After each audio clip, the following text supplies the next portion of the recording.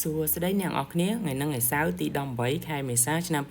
2026យើងមកមើលតម្លៃមាសហើយនឹងអាប់ដេតព័ត៌មានមួយចំនួនដែលជាឥទ្ធិពលដល់តម្លៃមាសទាំងអស់គ្នាវីដេអូខ្ញុំមិនមែនជា Financial Advice ផ្ដល់ដំបូន្មានហិរញ្ញវត្ថុឲ្យអ្នកនរគ្នាជួញដូរនៅលើទ្រព្យសម្បត្តិវិនិយោគណាមួយឡើយគ្រាន់តែជាការចែករំលែកចំណេះដឹងឲ្យអ្នកនរគ្នាយល់ដឹងពីព័ត៌មានទិន្នន័យសេដ្ឋកិច្ចនានាដែលវាជាឥទ្ធិពលដល់តម្លៃមាសនិងតម្លៃវិនិយោគផ្សេងៗមុននឹងយើងចូលព័ត៌មានអស់នោះខ្ញុំមកអាប់ដេតតម្លៃនៅក្នុងទីផ្សារអន្តរជាតិបិទនៅក្នុងថ្ងៃសុក្រក៏ដូចជាទីផ្សារ Binance ដែលមានការជួញដូរមាសនៅថ្ងៃសៅរ៍អាទិត្យដូចគ្នាក៏ដូចជាតម្លៃនៅក្នុងទីផ្សារកម្ពុជាយើងបច្ចុប្បន្នយើងឃើញថាតាមតម្លៃ Kitco ទីផ្សារអន្តរជាតិបិទបញ្ចប់ទៅថ្ងៃសុក្រហ្នឹងគឺតម្លៃ$4,829ក្នុង1អោនដែលស្មើនឹង$5,869ក្នុង1តម្លឹងដែលតម្លៃនេះគឺវាបន្តកើនឡើងក្នុងរយៈពេល4សប្តាហ៍ជាប់គ្នា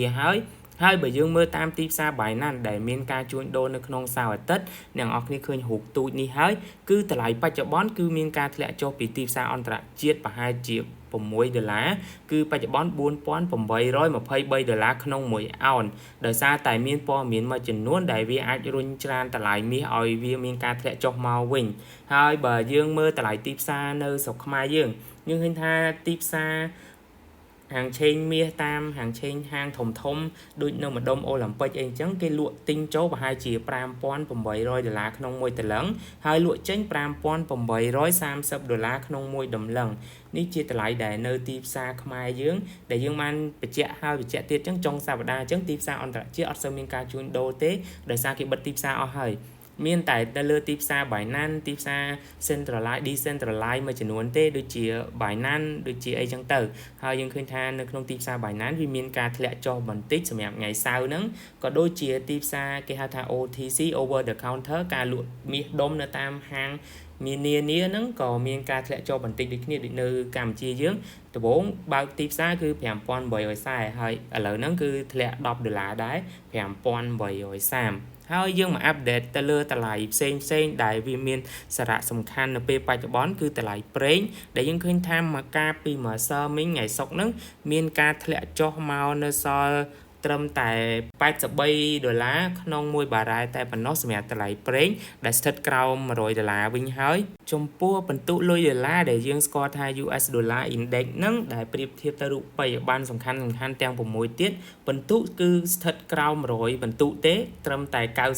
98.22បន្ទុកប៉ុណ្ណោះដែលបន្ទុកនេះគឺវាប្រហាក់ប្រហែលទៅនឹងមុនប្រតិបត្តិការនៅប្រទេសអារ៉ង់យើងឃើញថាតម្លៃបច្ចុប្បន្នផ្សេងតម្លៃស្តុកតម្លៃអីហ្នឹងគឺវាវិលមកតម្លៃមួយដែលមុននឹងមានការធ្វើសង្គ្រាមមួយការវាយប្រហាររវាងសហរដ្ឋអាមេរិកជាមួយនឹងប្រទេសអារ៉ង់ដូចជាតម្លៃ Dow Jones Industrial តម្លៃ stock អាមេរិកណាគឺឡើងមក49,000វិញហើយប្រហាក់ប្រហែលនឹងមុនការបើកប្រតិបត្តិការរីឯ S&P 500ហ្នឹងក៏7,126និយាយទៅតម្លៃ stock ធំ index ធំគឺឡើងមកតម្លៃប្រហាក់ប្រហែលនឹងមុនការវាយប្រហារហ្នឹងហើយក៏ដូចជាតម្លៃ Bitcoin ក៏មានការកើនឡើងដល់78,000ដូចគ្នាដែលទើបតែធ្លាក់ការពីថ្ងៃហ្នឹងប្រហែលជា$2,000ទេដែលសារមានព័ត៌មានមួយចំនួនដែលជំរុញឲ្យមានការធ្លាក់ចុះមកវិញហើយបើយើងមើលព័ត៌មានផ្សេងដូចការថ្ងៃសុក្រហ្នឹងគឺមានការកើនឡើងតម្លៃមាសតម្លៃ Bitcoin គឺមានការកើនឡើងមែនតើដោយសារតែមានយើងដឹងហើយព័ត៌មានមួយចំនួនដែលតាក់ទងជាមួយនឹងកិច្ចព្រមព្រៀងអីហ្នឹងដែលគេគិតថាអាចនឹងមានកិច្ចព្រមព្រៀងបត់ឈប់បាញ់ឬមួយក៏កិច្ចព្រមព្រៀងសន្តិភាពរវាងប្រទេសអារ៉ង់និងសហរដ្ឋអាមេរិកទាំងដែលខាងប្រទេសអារ៉ង់អីហ្នឹងក៏បានបង្ហើបដូចគ្នាសូម្បីតែការពីម្សិលមិញហ្នឹងមន្ត្រីការបរទេសរបស់ប្រទេសអារ៉ង់លោក Abbas Araghchi ក៏គាត់បានបង្ហោះជាសាធារណៈថានឹងបើកច្រកហូម៉ូសឡើងវិញបន្ទាប់ពីទទួលបាននៅបទឈប់បាញ់រវាងប្រទេសអ៊ីស្រាអែលជាមួយនឹងលេបេណុនដែលជាលក្ខខណ្ឌមួយដែលប្រទេសអារ៉ង់គាត់ចង់បានណាហើយយើងឃើញថាការប្រកាសបើកច្រកហូម៉ូសកាលពីម្សិលមិញបានធ្វើឲ្យតម្លៃមាសតម្លៃ Bitcoin តម្លៃ stock អីមានការកើនឡើងមកវិញហើយក៏ដូចជាការប្រកាសពីលោក Donald Trump អីដូចគ្នាដែលថាបទឈប់បាញ់ឬមួយកិច្ចព្រមព្រៀងផ្សេងហ្នឹងគឺខិតជិតមកដល់ហើយនឹងសង្គ្រាមអាចបញ្ចប់ក្នុងរយៈពេលខ្លីប៉ុន្តែដល់ពេលថ្ងៃហ្នឹងវិញគឺប្រទេសអារ៉ង់មានការបិទវិញហើយសម្រាប់តាក់ទងជាមួយនឹងច្រកហូម៉ូសហ្នឹងអញ្ចឹងបច្ចុប្បន្នយើងពិបាកយល់ដែរស្ថានភាពគឺមានការបិទបើក ប៉ុន្តែខាងប្រទេសសហរដ្ឋអាមេរិកលោក Donald Trump ក៏គាត់បានបញ្ជាក់ច្បាស់ការហើយបច្ចុប្បន្នហ្នឹងថាសហរដ្ឋអាមេរិកនឹងបិទច្រកហូម៉ូរហូតតរតែមានកិច្ចព្រមព្រៀងផ្លូវការណាមួយរវាងប្រទេសអ៊ីរ៉ង់ជាមួយនឹងសហរដ្ឋអាមេរិកបើមិនអញ្ចឹងទេគាត់នៅតែបន្តបិទដូចជាពេលបច្ចុប្បន្នអញ្ចឹងហើយយើងមើលតាក់ទងជាមួយនឹងប្រធានសភាប្រទេសអ៊ីរ៉ង់វិញលោក Khalifa បាននិយាយថាប្រធានាធិបតីអាមេរិកលោក Donald Trump គាត់បានធ្វើការអះអាងឬមួយទាមទារនៅលក្ខខណ្ឌផ្សេងៗហ្នឹងគឺ7ដង8ដងក្នុងរយៈពេល1ម៉ោងដែលទាំងអស់គឺសិតតែវាមានស្ថានភាពមួយមិនជាលក្ខណៈពិតប្រាកដមិន reality ណាអញ្ចឹងគាត់មានការផ្លាស់ប្ដូរលក្ខខណ្ឌអីរហូតសម្រាប់លោក Donald Trump ហើយលោក Khalifa ហ្នឹងក៏គាត់បាននិយាយដែរថាសហរដ្ឋអាមេរិកមិនបានឈ្នះសង្គ្រាមដោយពាក្យបោកប្រាស់ទាំងអស់នេះដែលគាត់បានបង្ហោះឬមួយក៏ចរចាឲ្យនៅលើក្នុង social media អីទេបើសិនជាសហរដ្ឋអាមេរិកនៅតែរឹតបន្តឹង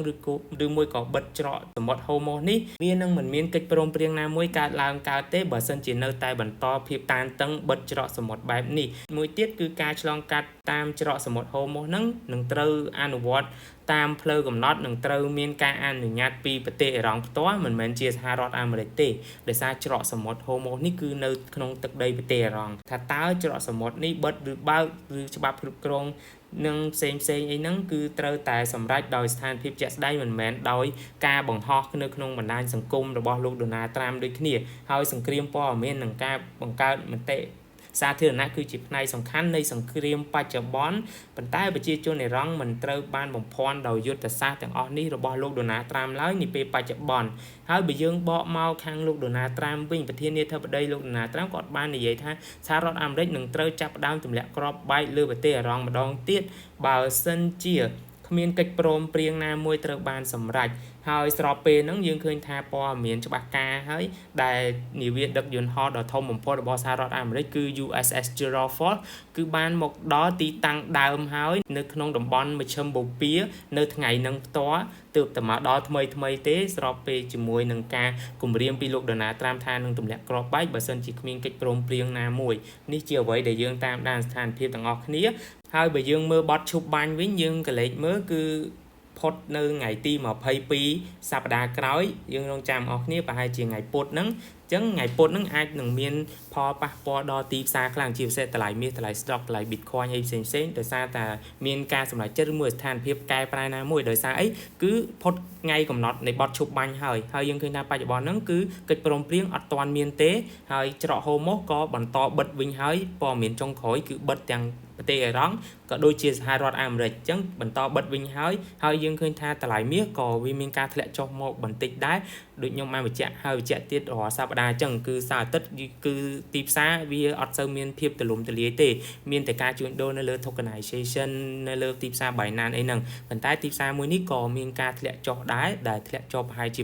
$6ហើយដូចខ្ញុំបានបញ្ជាក់អញ្ចឹង$6គឺជាទំហំមួយធំអញ្ចឹងពេលដែលបើកទីផ្សារនៅថ្ងៃច័ន្ទហើយបន្តស្ថានភាពបែបនេះយើងនឹងឃើញថាតម្លៃមាសនៅថ្ងៃច័ន្ទបើកទីផ្សារមកនឹងមានគម្លាតតម្លៃដូចសប្តាហ៍មុនអញ្ចឹងការធ្លាក់ចុះហ្នឹងគឺខ្លាំងមែនតើនេះជាអ្វីស្ថានភាពបច្ចុប្បន្នហើយអ្វីយើងមើលឃើញយើងត្រូវតាមដានតាក់ទងមួយច្រកហូម៉ូហើយនឹងកិច្ចព្រមព្រៀងសង្គ្រាមមួយនេះប៉ុន្តែស្របពេលហ្នឹងយើងឃើញថាអាមេរិកនៅតែបន្តបញ្ជូននាវាដឹកយន្តហោះចម្បាំងរបស់គាត់ហ្នឹងទៅមជ្ឈិមបូព៌ាក៏ដូចជាបន្ថែមកងទ័ពអីផ្សេងដូចគ្នាហើយលោក Donald Trump ក៏បញ្ជាក់ដែរថាសង្គ្រាមមួយនេះអាចបញ្ចប់នៅឆាប់អញ្ចឹងយើងអាចរងចាំមើលបន្តិចទៀតយើងនឹងឃើញថាស្ថានភាពវានឹងកែប្រែបែបណាប៉ុន្តែការពីថ្ងៃសុក្រហ្នឹងយើងឃើញថាព័ត៌មានផ្សេងអីហ្នឹងបានធ្វើឲ្យអ្នកវិនិយោគអីផ្សេងគិតថាកាត់បន្ថយនៅការព្រួយបារម្ភតាក់ទងជាមួយនឹងអតិផរណាដោយសារតែការបើកច្រកហូម៉ូហើយនឹងកិច្ចព្រមព្រៀងអីផ្សេងដូចជាមានសញ្ញាណពន្លឺច្រើនភាគរយដែលអាចមានអញ្ចឹងណាតាមរយៈការបង្ហោះជា through social media តែប៉ុណ្ណោះមិនមែនជាអ្វីដែលជាផ្លូវការនៅឡើយទេសម្រាប់ស្ថានភាពបច្ចុប្បន្នអញ្ចឹងបច្ចុប្បន្នសង្គ្រាមមួយនេះគឺមិនទាន់មានអីអាប់ដេតទេ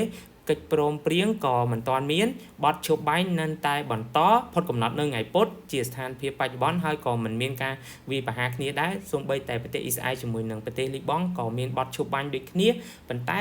បទឈប់បាញ់ទាំងអស់នេះនឹង ផុតកំណត់នៅថ្ងៃពុធទី22បើសិនជាអត់មានកិច្ចព្រមព្រៀងលោកដូណាល់ត្រាំបានបញ្ជាក់ហើយគឺមិនមានការបន្តបទឈប់បាញ់ទេគាត់នឹងមានការទម្លាក់គ្រាប់បែកបន្តទៀតហើយបើសិនជាមិនមានកិច្ចព្រមព្រៀងណាមួយឡើយប៉ុន្តែដូចយើងបានដឹងអញ្ចឹងបច្ចុប្បន្នតាក់ទងជាមួយនឹងការបង្ហោះហើយការនិយាយជា social media របស់គាត់ហ្នឹងគឺវាប្រែកន្លះភ្លាមទេយើងអត់ដឹងច្បាស់ទេប៉ុន្តែអ្វីដែលយើងមើលអ្នកវិនិយោគផ្សេងអីហ្នឹងក៏ដូចខ្ញុំធ្លាប់បញ្ជាក់ដែរសង្គ្រាមមួយនេះមានលក្ខខណ្ឌតែមួយដែលធ្វើឲ្យតម្លៃមាសមានការធ្លាក់ចុះគឺតាក់ទងជាមួយនឹងតម្លៃប្រេងដែលគេធ្វើឲ្យអ្នកវិនិយោគផ្សេងព្រួយបារម្ភតាក់ទងជាមួយនឹងអតិផរណាឡើងថ្លៃខ្លាំងហើយបើយើងមើលបើសិនជាសង្គ្រាមហ្នឹងនៅតែបន្តវាប្រហារគ្នាម្ដងទៀតក៏អាចនឹងធ្វើឲ្យតម្លៃមាសនឹងកើនឡើងហើយបើសិនជាសង្គ្រាមបញ្ចប់ក៏អាចធ្វើឲ្យតម្លៃមាសនឹងកើនឡើងអាហ្នឹងខ្ញុំធ្លាប់និយាយហើយប៉ុន្តែថ្មីហ្នឹងគឺលោក Peter Schiff ដែលយើងស្គាល់គាត់ជាអ្នកជំនាញហើយអ្នកវិនិយោគខ្លាំងតាក់ទងជាមួយនឹងតម្លៃមាសផ្ទាល់ក៏គាត់បាននិយាយដូចគ្នាថាបើសិនជាសង្គ្រាមនៅតែបន្តក៏ប្រហែលជាស្ថានភាពអាចនឹងទ្រាំទ្រដល់តម្លៃមាសវិញបើសិនជាសង្គ្រាមមួយដំណាក់កាលទៀតយើងនឹងឃើញថាមិនមែនដូចការពីសង្គ្រាមប្រហែលថ្ងៃមុននឹងបទឈប់បាញ់មួយនេះទេហើយបើសិនជាសង្គ្រាមបញ្ចប់ទៅហើយនឹងមានសន្តិភាពតម្លៃមាសក៏នៅតែបន្តកើនឡើងអញ្ចឹងមានលក្ខខណ្ឌតែមួយដូចខ្ញុំបានបញ្ជាក់យូរហើយតាំងខែមុនដូចគ្នានៅតែដដែលទេលុះត្រាតែមានការវិបហាតាក់ទងជាមួយនឹងហេដ្ឋារចនាសម្ព័ន្ធប្រេងឬមួយក៏ធម្មពលផ្សេងទើបតម្លៃមាសមានការធ្លាក់ចុះហើយបើសិនជាសង្គ្រាមបន្តទៀតយើងនឹងឃើញថាតម្លៃមាសអាចត្រឹងធ្លាក់ចុះក្នុងរយៈពេលខ្លីមួយថ្ងៃភ្លាមអីចឹងហើយវា recover វា rebound មកវិញគឺនឹងបន្តកើនឡើងដោយសារតែសង្គ្រាមអូបន្លាយទៀតយើងនឹងឃើញថាសង្គ្រាមមួយនេះនឹងមានភាពរ៉ាំរ៉ៃហើយបើសិនជាបន្តក៏យើងនៅតែឃើញថាស្ថានភាពរបស់សហរដ្ឋអាមេរិកនឹងអាចនឹងបញ្ជូនតាក់ទងជាមួយនឹងកងទ័ពឆាត់យងដើម្បីទៅកាន់កាប់កោះ Khat Island ដែលជាជម្រកប្រេងដ៏ធំបំផុតរបស់ប្រទេសអ៊ីរ៉ង់នេះជាស្ថានភាពដែលយើងរងចាំមើលហើយយើងរំពឹងថាតម្លៃមាសវានឹងមានអនាគតល្អកាន់តែខ្លាំងហើយបើសិនជាសង្គ្រាមបន្តទៀតយើងនឹងឃើញថាតម្លៃមាសគឺកាន់តែអនាគតវែងឆ្ងាយទៅចាស់ទៅចង់ថែមទៀតហើយយើងចាំមើលអស់គ្នាប៉ុន្តែមុននឹងក្រោយគឺតម្លៃមាសនៅតែល្អដោយសារតែព័ត៌មានជាច្រើនស្ថានភាពសេដ្ឋកិច្ចស្ថានភាពលុយដុល្លារអីខ្ញុំបានបញ្ជាក់ទៀតចឹងអ្វីដែលលុយដុល្លារឡើងគឺឡើងត្រឹមបណ្ដោះអាសន្នទេប៉ុន្តែគោលនយោបាយប្រទេសផ្សេងប្រទេសទាំងអស់គឺ de-dollarization ហ្នឹងគឺនៅតែមានកាត់បន្ថយលុយដុល្លារប្រើប្រាស់លុយដុល្លារអីផ្សេងគឺនៅតែមានចង់មិនចង់គេនៅតែជឿជាក់តាក់ទងជាមួយនឹងតម្លៃមាសហើយបើយើងមើលតាមប្រវត្តិសាស្ត្រទាំងតម្លៃមាសតម្លៃប្រាក់តម្លៃពន្ធតម្លៃអីផ្សេងដែលជាវត្ថុធាតុដើមទាំងអស់ហ្នឹងមានការឡើងថ្លៃជាបន្តបន្ទាប់យើងឃើញពីស្ថានភាពមួយដែលសេដ្ឋកិច្ចឬមួយក៏អ្នកវិនិយោគឬមួយអ្នកមានទ្រព្យសម្បត្តិគាត់មានការប្រុងប្រយ័ត្នរួចជាស្រេចមុននឹងមានបញ្ហាសេដ្ឋកិច្ចកើតឡើងដែលមុនឆ្នាំ2008កាលពីឆ្នាំ2006ស្ថានភាពដូចគ្នាហើយតាំងពីឆ្នាំ1980ក៏ដូចគ្នាសរុបមកវិញតកតងជាមួយនឹងស្ថានភាពរបស់ប្រទេសអ៊ីរ៉ង់ជាមួយនឹងសហរដ្ឋអាមេរិកខ្ញុំមានតែប៉ុណ្្នឹងទេដែលបច្ចុប្បន្ននេះច្រកហូម៉ូបិទវិញអស់ហើយតម្លៃមាសមានការធ្លាក់ចុះមកបន្តិចដោយសារទីផ្សារមានការបិទហើយទីផ្សារយើងឃើញហ្នឹងគឺទីផ្សារ Binance ដូចខ្ញុំបានឲ្យអ្នកនរគ្នាមើលហើយថ្ងៃហ្នឹងវាមានការធ្លាក់ចុះវិញបើសិនជាយើងគិតក្នុងថ្ងៃសៅរ៍ណាគឺមានការធ្លាក់ចុះ$11ដែលខ្ញុំបានបញ្ជាក់ឲ្យ$11នៅក្នុងទីផ្សារ Binance នេះគឺមានទំហំធំណាស់អ្នកនរគ្នាជាទូទៅដែលធ្លាក់ចុះធម្មតាតិចតួចអត់មានព័ត៌មានធំដុំអីទេវាធ្លាក់ត្រឹម$1 $2អីអស់ហើយទីផ្សារ Binance វា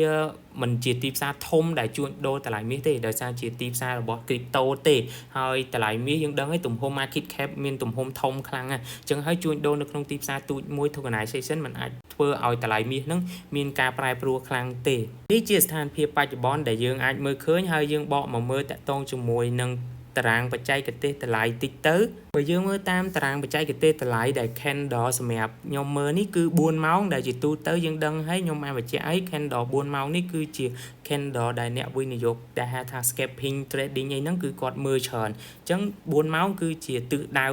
សម្រាប់តម្លៃមាសដែលគេមើលច្រើនសម្រាប់អ្នកដែលគាត់លេង trading អីផ្សេងហ្នឹងអ្នក trading អាជីពអីហ្នឹងគឺគាត់មើលតាក់ទងជាមួយ4ម៉ោងហើយដូចខ្ញុំបានបញ្ជាក់អ្នកនរគ្នាកាលពីវីដេអូប្រហែលថ្ងៃមុនដូចគ្នានៅពេលដែលតម្លៃមាសវាហក់ឡើងមកដល់តម្លៃមួយខ្ញុំបានគូនេះ4808គឺជា technical price មួយដែលអ្នកវិនិយោគផ្សេងអាចនឹងដល់តម្លៃហ្នឹងគឺជាលក់យកការលក់យកចំណេញហើយព្រោះវាជាកន្លែងម្ដុំ order block មួយដែលអ្នកវិនិយោគផ្សេងគេរំពឹងថាតាម រយៈតម្លៃបច្ចេកទេសដល់កន្លែងហ្នឹងគឺវាត្រូវតែមាន correction ចុះមកក្រោមវិញអញ្ចឹងយើងឃើញថានៅពេលដែលតម្លៃមាសបុកតាមព័ត៌មាន headline ផ្សេងៗដែលមានកិច្ចព្រមព្រៀងហើយបើកច្រកហូរមកហ្នឹងគឺបុកឡើងខ្លាំងមែនទែនមួយ candle នេះឡើងដល់ប្រហែលជាស្ទឹងតែ$100មួយ candle 4ម៉ោងទេហើយមកប៉ះដល់ order block មួយហ្នឹង4880គឺវាមានការធ្លាក់ចុះមកវិញ2 candle មកវិញហើយនេះគឺសម្រាប់តម្លៃបច្ចេកទេសហើយយើងឃើញថាតម្លៃបច្ចេកទេសបច្ចុប្បន្នគឺមាន2តម្លៃដែលតម្លៃមាសត្រូវព្យាយាមបំបែកឲ្យបានគឺ4880នេះគ្រាន់ថាវាខ្ញុំគូហ្នឹងនៅក្នុងទូរស័ព្ទអាចថាមិនជា accurate តម្លៃប្រហែលទេគ្រាន់ថាវាប្រហែលហ្នឹងហើយតម្លៃបន្ទាប់ទៀតគឺ$5000គឺជាតម្លៃបច្ចេកទេសដែលយើងចាំមើលថាតើវាព្យាយាមបំបែកបានអត់ហើយសម្រាប់ទិសដៅតម្លៃមាសដូចខ្ញុំបានបញ្ជាក់ហើយរំពឹងថាវានឹងបន្តចុះមកវិញទេដោយសារតែមានព័ត៌មានដែលកំពុងតែដាក់សម្ពាធដល់តម្លៃមាសហើយយើងមកមើលតាក់ទងជាមួយនឹងតម្លៃមាសក្នុងមួយសប្តាហ៍វិញដូចខ្ញុំបានបញ្ជាក់ពីវីដេអូមុនដែរយើងឃើញថាតម្លៃមាសគឺមានការកើនឡើងរយៈពេល4សប្តាហ៍ហើយដែលសប្តាហ៍ទី1គឺជាតម្លៃដែលវា rebound មកវិញដែលបន្ទាប់ពីមានការធ្លាក់ខ្លាំងហើយវាឡើងមកវិញហើយសប្តាហ៍3សប្តាហ៍បន្តគឺមានការឡើងប្រហែលជា